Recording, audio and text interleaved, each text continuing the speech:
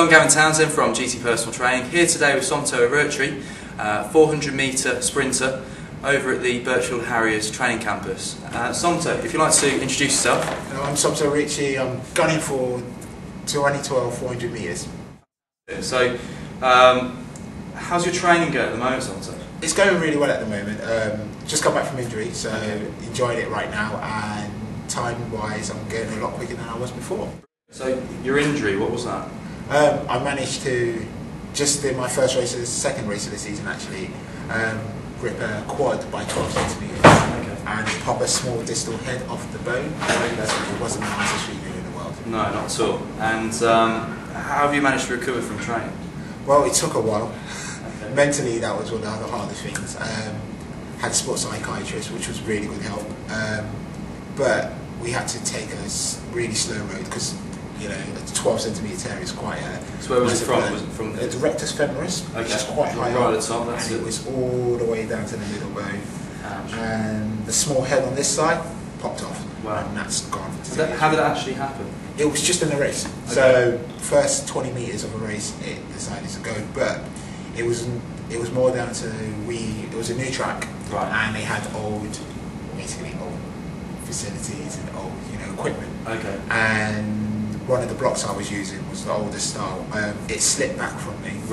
And after a few steps, I tried to recover, and I put more power in a really bad position. So I was twisting at the same time as falling, and the quad wasn't used to that position, and it went away from the bone. That's a shame. That's a shame. So, from there till now, what have you done to rehab? Well, there's a lot of exercises you have to do.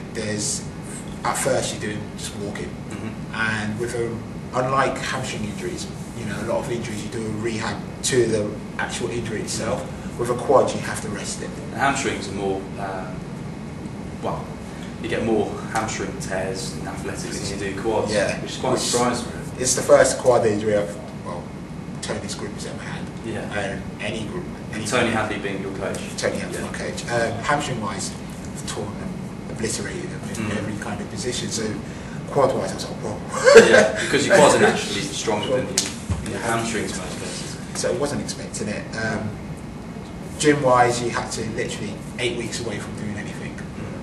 After that, you're doing slow work, where you're doing just slow, light resistance, just the quad itself, trying to regain just activity, and the rectus femoris just contracting it, switching off, switching on, switching off, going back to walking, and then after that, it's very accelerated. So it takes about another 6 weeks before you're running, not flat out running, but you're running again. And from that point onwards, it's up to your physio, your coach, and your strength conditioner to see what you can do on that day and what you're not allowed to do. So, what's your goal? What's your ambition? Well, 400 metres. It's always been 400 metres. I still have ambitions in the 200 metres in terms of PBs. Because that's when you first started. That's when I first started. Yeah. And hopefully, and I'm a speed runner.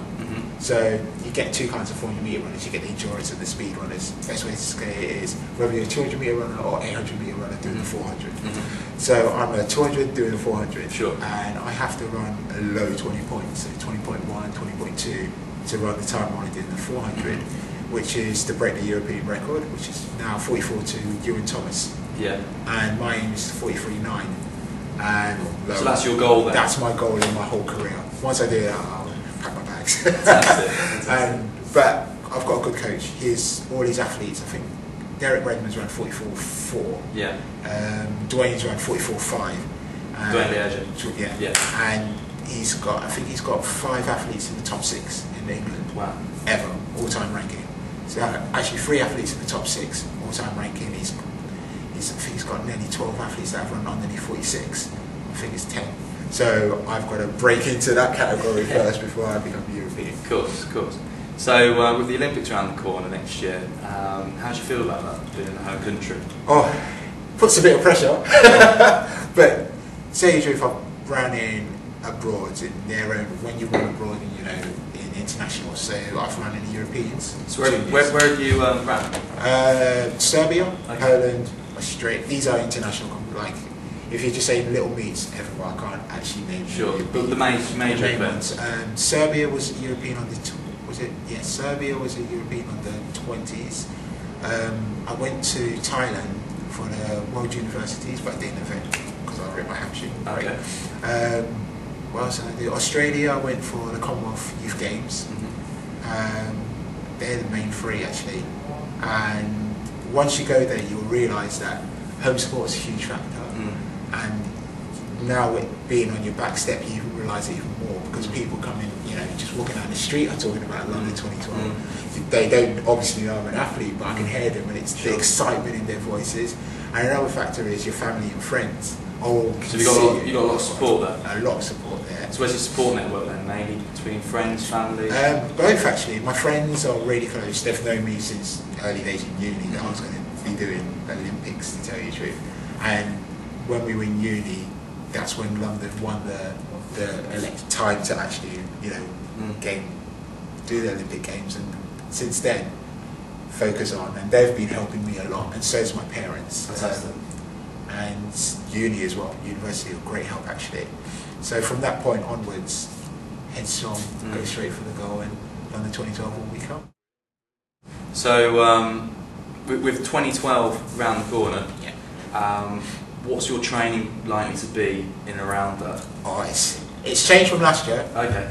Because I've got stronger and I can now do 2 training sessions a day. But it's very much 2 sessions. I like 2 sessions on. Like 2 sessions, so I'll go through the week. Monday will be, it's like an intense day. We call it the red day, and then you have a blue day. Blue days are light intense, red days are very intense. So you have, you'll wake up in the morning, you have your porridge, you'll go to work for me, which is a phlebotomist.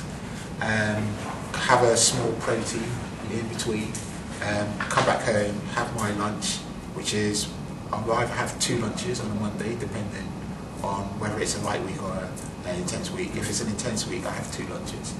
And then come to the track, which is where you will do gym and a track session. And then, which could take about 3 hours. It takes 3 hours, you're on the ball constantly. And in between, you'll be taking supplements to keep you going through. As soon as you finish, take your supplements, you come back home, do your rehab work, which is small little exercises, and you have your first dinner. 2 hours later, you have your second dinner. So you find that you're constantly eating to keep your metabolic rate going all the time? All the time, and it's very small. And the thing is, you don't want to change it, you know, spike your insulin levels. You don't want your glucogen levels to drop. So all the time you're eating small meals, so it's ready for your body to use, but it doesn't get stored. And that's the big thing. So it's very much protein and carbs. Around 6-7 meals a day? Yeah, 6-7 meals. Quite a lot. I know. It did take, the thing for me, I come from a very African orientated family, and as African style, it's small breakfast, small lunch, massive dinner, and you know, you store it, and that's the way, you know, it's run from generations. So it took me a while to, you know, get used to it. But once now I've adapted, I really can't go back to the old diet. It's really hard for me to eat one big meal. I'm just looking at it like, you know, I split that into 2, and that's how I do it at home. If I go home for the weekend, I'll have their meal and split it into 3 and have it in my own time. So are you likely to appear at any international races prior to the Olympics? There's the Europeans, which is beforehand. I've spoken to my coach about that, but it's very much very difficult because you get the Olympic trials. The next week is the European Games. And then 3 weeks later, it's the Olympic Games. So if I want to do the European trials, we're talking about it, and either I'll do the 400 metre relay, or I'll go for the 200 metres. And so it just gets me speed up that way, and then do the 400 metres. So lots of pre-planning. Yeah, there's a lot of pre-planning involved, and it's very early this year. So there's only, I think, when the season starts, you have 8 to 10 weeks, and you've got to do qualification. You've got to peak, or not peak, but go towards peaking for the Olympic Games. That means no room for error. None at all. So no room for error. So I'm Gavin Townsend from GT Personal Training, and thank you, Somto, for your time. No worries. Speak to you soon.